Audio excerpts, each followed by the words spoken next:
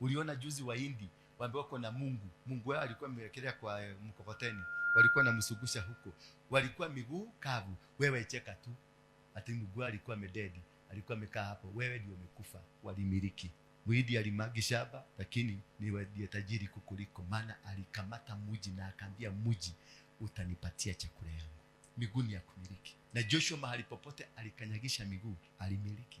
Naye akamwenda akampata mtu anaitwa Yeremia akasema, mimi nitasema nini? Na mimi ni mtoto tu.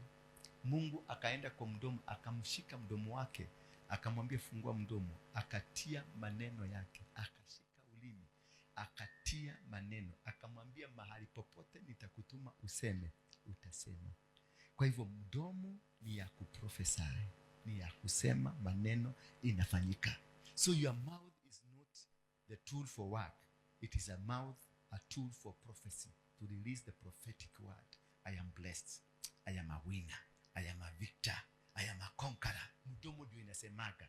Alafu ikisema hivyo, ina activate miguu, inaenda kukonka. Ikifika mahali ukikonka, ina activate mikono, inaanza kufanya kazi.